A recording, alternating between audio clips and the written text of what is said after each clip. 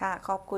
คุณคลิปดีๆนะคะคุณผู้ชมก็สิเห็นว่าจริงๆแล้วยาปฏิชีวนะเฮาคิดว่ากินแต่เฮาเข้าไปจริงๆบ่แมนนะคะค่ะได้จากสัตว์เรื่องของการเลี้ยงนี่แหละค่ะทางปศุสัตว์เพิ่นกะเข้มข้นเรื่องนี้เฮาเองผู้บริโภคนะคะการสิกินหยังเข้าไปกินแนวใดไหนแนวนั้นเพิ่นวาจั่งซี้ค่ะค่ะเดี๋ยวช่วงนี้พาคุณผู้ชมไปติดตามข่าวสารกันที่จังหวัดอำนาจเจริญกันแน่ค่ะทางสำนักงานสหกรณ์จังหวัดอำนาจเจริญเพิ่นก็ได้จัดพิธีวางศิลาฤกษ์ก่อสร้างอาคารสำนักงานแห่งใหม่เพื่อความเป็นสิริมงคลตามประเพณีโบราณนั่นเองค่ะ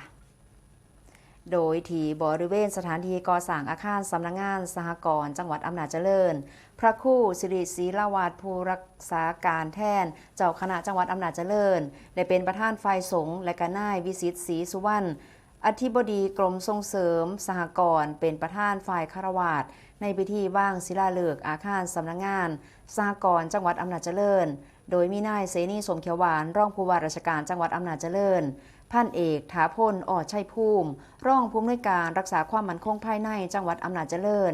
นายไพฑูรย์พรหมสอนหัวหน้าสำนักงานจังหวัดอำนาจเจริญนายสุริยันทองธรรมชาติสหกรณ์จังหวัดอำนาจเจริญนายพนัสพันวันนายกองค์การบริหารส่วนจังหวัดอำนาจเจริญหัวหน้าส่วนราชการข้าราชการเจ้าหน้าที่สำนักงานสหกรณ์จังหวัดอำนาจเจริญเข้าร่วมในพิธีโดยได้รับอนุมัติจัดสรรงบประมาณรายจ่ายประจำปีงบประมาณ 2568 จากกรมส่งเสริมสหกรณ์เป็นเงิน 16,392,000 บาทดำเนินการจัดซื้อจัดจ้างโดยวิธีการประกวดราคาทางอิเล็กทรอนิกส์และการถือปฏิบัติตามระเบียบกระทรวงการคลังว่าด้วยการจัดซื้อจัดจ้างและการบริหารพัสดุภาครัฐปี 2560 โดยเคร่งครัดงบวงเงินงบประมาณนะคะ14,450,000 บาทและก็มีการลงนามในสัญญาเมื่อวันที่ 24 กุมภาพันธ์